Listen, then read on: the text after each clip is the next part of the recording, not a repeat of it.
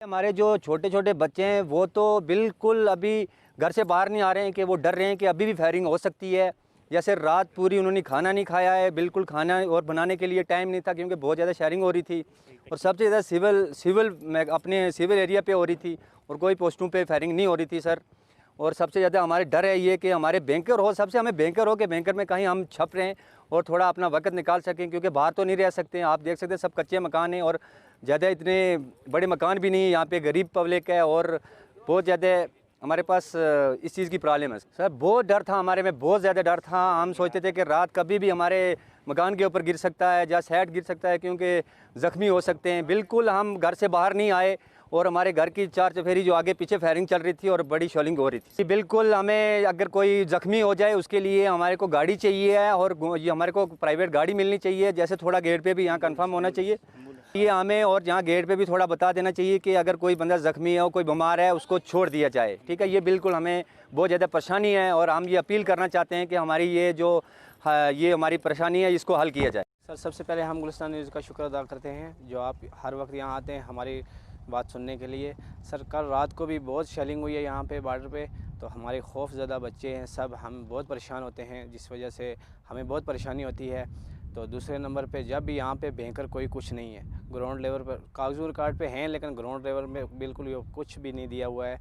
तो हमारे सब जो भी हम बहुत परेशान होते हैं बैंकरों की वजह से। तो दूसरा शेलिंग होती है जब हम घर में खौफ के खाना नहीं बच्चे खा सकते हैं, तो हमारा बिल्कुल सोना जीना हराम हो जाता है क्योंकि हम भी यहाँ बॉर्डर के दूसरे नंबर पे यहाँ पे नेटवर्क की बहुत हमें परेशानी है। नेटवर्क बिल्कुल नहीं है यहाँ। अगर कुछ कोई शेलिंग के साथ कोई ज़ख्मी हो जाए तो हमें यहाँ पे फ़ोन का रब्ता के लिए कोई फैसिलिटी नहीं है, ना तो एम्बुलेंस के लिए कुछ है। हम बहुत परेशान हैं। हम डिप्टी कमिश्नर साहब से यही रिक्वेस्ट करते हैं कि हम ये बॉर्डर एरिया के लोग रहने वाले हैं तो हमारे तरफ ही ध्यान किया जाए, कम से कम हम भी तो जीने का हक अदा करें। सीमावर्ती क्षेत्र सिर्फ पुंछनी हो, रजौरी भी हो, उतना अफेक्टेड है जितना भी हमारा सीमावर्ती क्षेत्र है। मैं समझता हूँ कि जम्मू कश्मीर के आंकड़े दिखाते हैं कि सबसे ज़्यादा सीज़ फायर वायलेशन इस साल में हुई।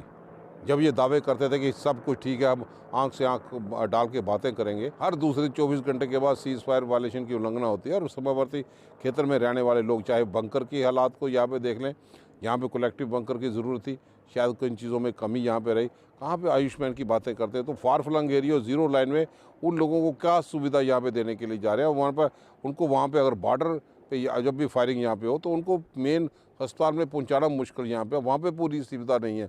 और वहाँ से अगर जम्मू में लाना पड़े तो कई लोग रास्ते में दम तोड़ जाते हैं। तो ये सुविधा ग्रास रूट लेवल पे और उस इलाके में सीमावर्ती क्षेत्र में इलाके में रहने वाले एक्स्ट्रा ऑर्डिनरी पोजीशन में भी ज़्यादा सुविधा देने की ज़रूरत है। और जब तो ये 5 साल ये सत्ता में भी रहे, भाजपा पीडीपी के साथ भी रही, लेकिन ग्राउंड में जो इंफ्रास्ट्रक्चर कांग्रेस के टाइम पे खड़ा था उसमें बढ़ोतरी नहीं कर पाए। आज ज़रूरत थी कि ब्लड बैंक के साथ साथ वो ईसीजी या दूसरी चीज़ें जो आज के लेटेस्ट टेक्नोलॉजी के मुताबिक जिन लोगों की वहाँ पे ज़रूरत है उसका पुख्ता इंतज़ाम कर पाए।